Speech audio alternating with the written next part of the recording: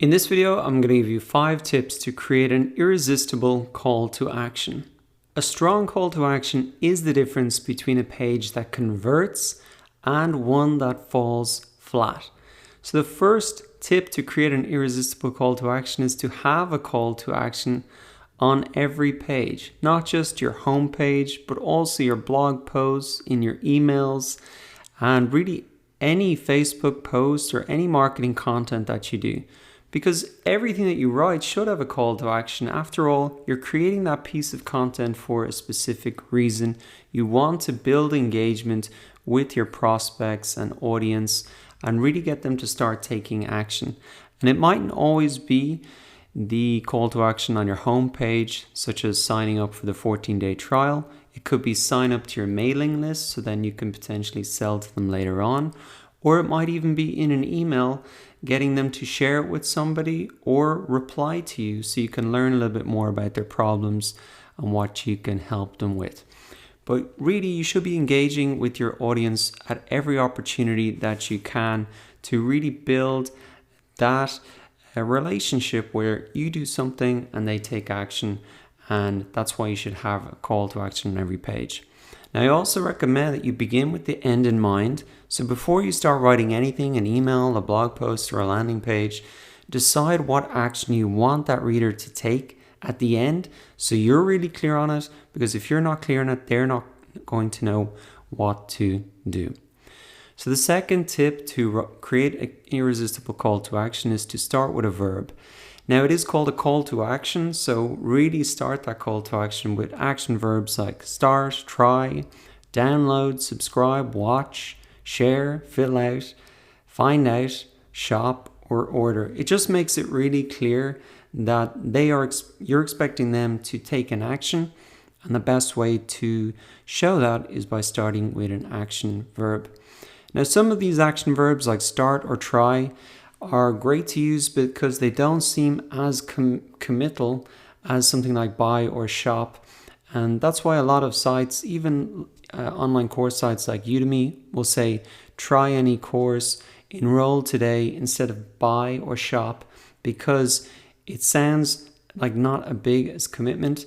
So if you have the option, try and pick a verb like start or try that doesn't sound like a big of a commitment like shop or order.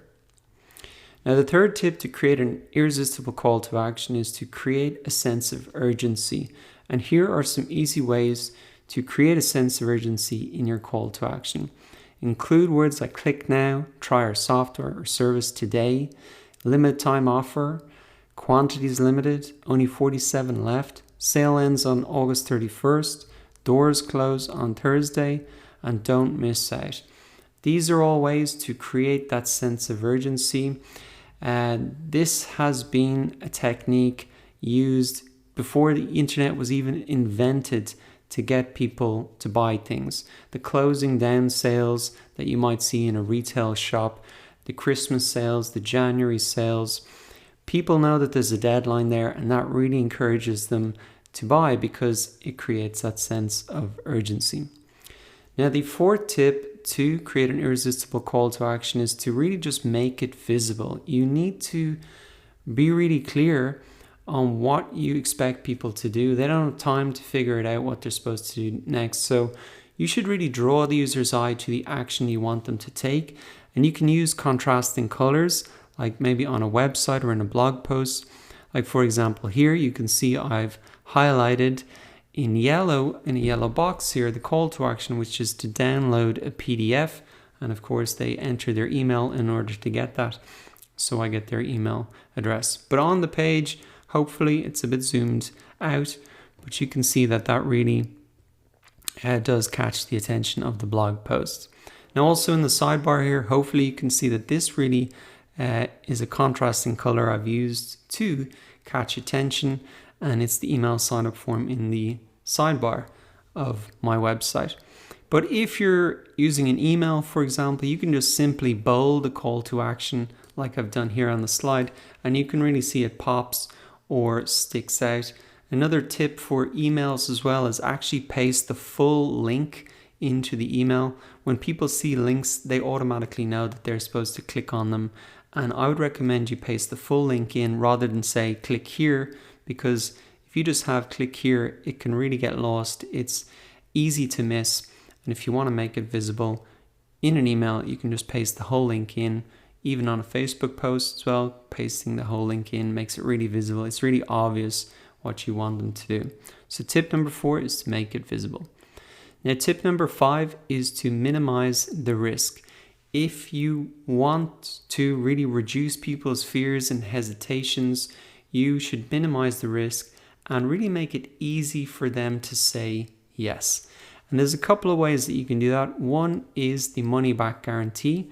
And you can use a phrase like join today and enjoy our 100% money back guarantee for 30 days. You can also use something more specific, like if you don't get X result by X time, then I'll give you 100% of your investment back, no questions asked.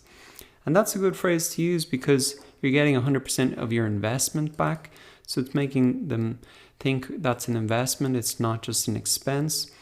And also no questions asked also reduces the risk because they know, okay, I'm not going to be bounced around from support teams. There's nothing I have to do in order to get the refund. It's just no questions asked.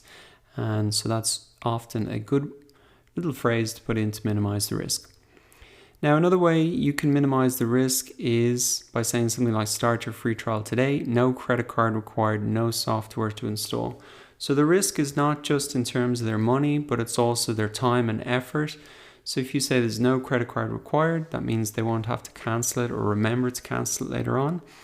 And there's no big installation process, which really means there's no risk of their time and wasting it. Another phrase that can be good to use is something like download and get started today. Sign up in just 60 seconds, get approved in just 8 minutes is another thing I've seen. And those specific time numbers really minimize the risk and say, okay, I'm not going to be doing this for the next 2 hours. I can get this done quickly and it's going to be quick to get going. So that wraps up the 5 tips to create an irresistible call to action. So really what you need to do is be sure to use all these 5 tips when writing your next call to action. Remember that a strong call to action is the difference between a page that converts and one that doesn't. So take this seriously and apply those 5 tips to your next call to action.